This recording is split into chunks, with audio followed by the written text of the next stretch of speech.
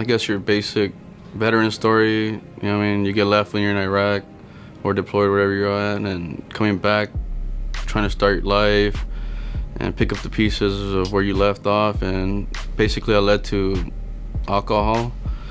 I was binging every day to the point I just would drink my ass off. Basically, I just had a day where I finally had it, and I just drove myself off a cliff.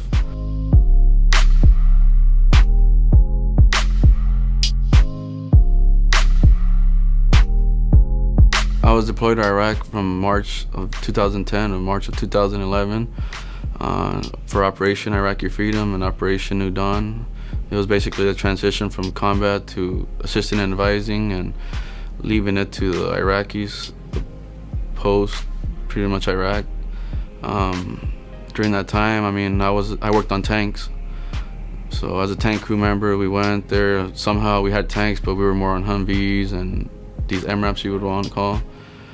Basically, we're just keeping security in the country, and at the same time, I had to just be on my toes, make sure I came back alive. And luckily, growing up in LA, being around these bad neighborhoods, it kind of helped me over there in a way. You didn't know when the enemy was gonna attack you. You could be sleeping, and next thing you know, you just have mortar attacks or rocket attacks, and just worried about IEDs. And luckily, my group was never hit, but we escaped, and next thing you know, you get shooken up, I guess you can say.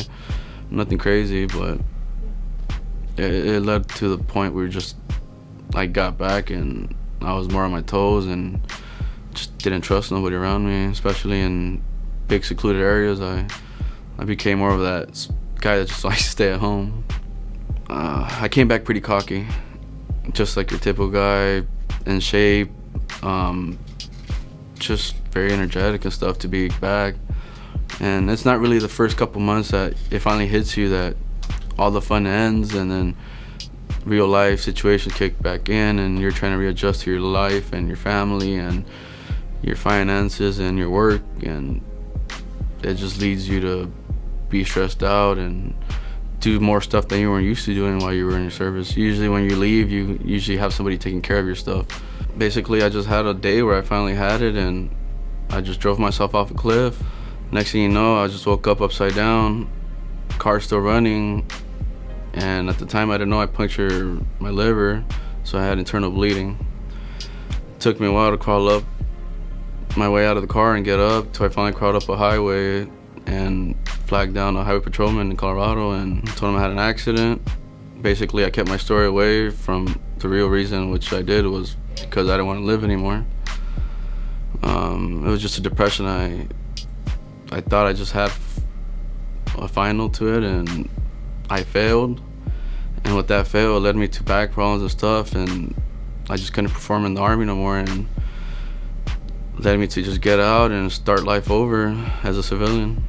I remember just thinking, God, what's going on? Like, why did I do this? And basically I had no family to come visit me or talk to me, so the only people at the time, which was my family, was my brothers in the Army and stuff like that. They kept me going, and I just bottled the truth up. And at the time, it was more of they thought it was more of a alcohol-related incident, which somehow the cop gave me a break at the time. They just, on book, God willing, they just gave me a break, and luckily the cop was a veteran too, and he understood my story, that I was, more than anything, that I was trying to take my life. The next day, I had my roommate call my family and talk to my brother, and he reported everything to my parents, and they were kind of upset because I come from a religious family where alcohol and all that doesn't really mix in.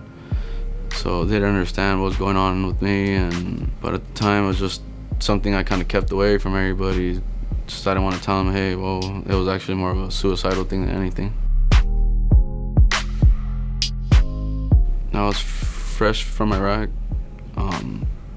That year I just had a lot of stuff going on personally, to the point I was getting close to either re-enlisting or getting out, and I just felt like the Army, I was thankful for what it gave me and the opportunities I had in there, because as a soldier I felt like I was an excellent soldier, but I just felt like I couldn't handle my duty of service with the right state of mind I had. So I had basically say 7 months after the accident of service still, and it kind of just sucked because for 2 months I was recuperating and getting better, and it led me from being a top-notch soldier in my company to like I felt like I wasn't even good to them or anything. And I remember one day we were just training, and for me, now that I had made up my mind that I was getting out, I was kind of just depressed and going, hey, where am I gonna go from this? I know I want to get out, but what am I gonna do that I'm good at? And I just had the pains and struggles still. I wasn't really all there, and just sad about life basically. I remember just talking to a sergeant. He's like, "You're all right?" And I'm like, "No." And then him and the lieutenant were around, and I just remember just hit a soft spot on me, and I just finally broke down, and I told him, you know what, I just can't handle it. They just finally just gave me my time and just trying to help me if I needed counseling and stuff like that. The only counseling I did get was I guess you could say like a Alcoholic Anonymous for the Army, and I took that and slowly just kind of getting away from all that. And the time I was abusing also my medication with the alcohol, which probably wasn't helping me.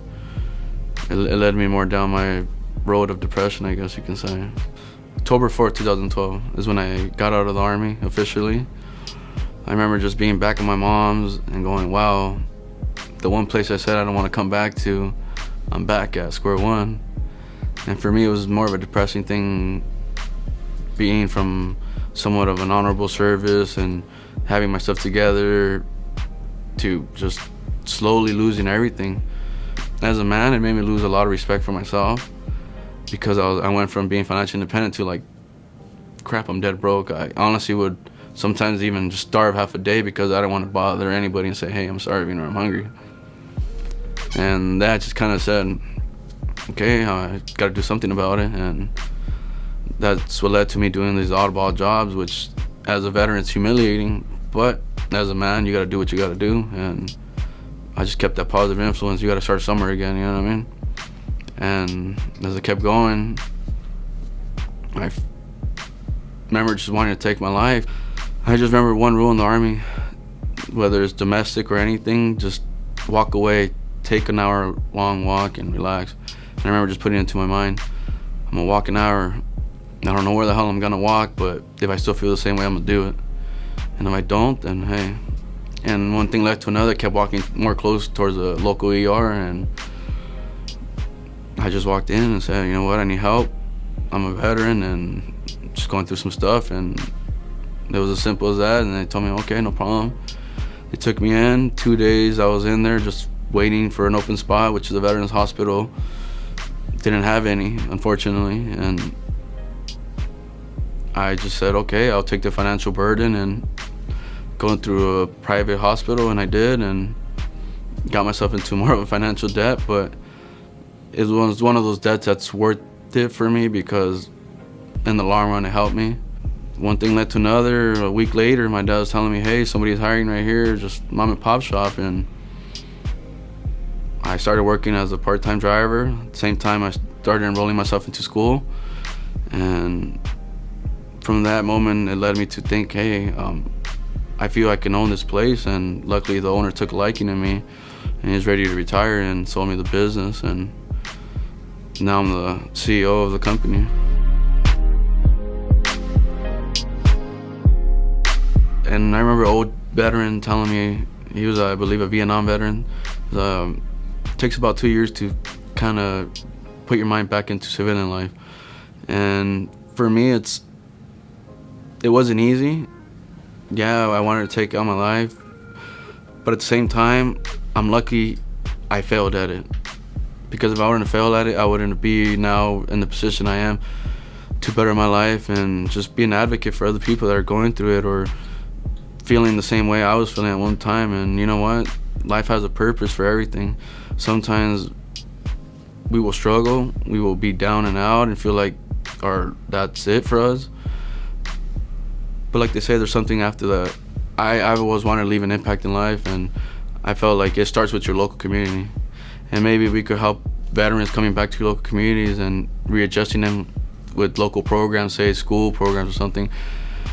it'd be beneficial to them and beneficial to us because it gives us basically another purpose in life to keep going. And I think we all truly just look for a passion in life. Sometimes our passion comes in weird ways. It's not gonna come in the form you always wanted to come in.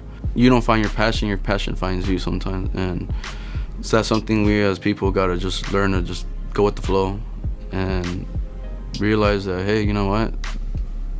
There's more to us than what we really thought.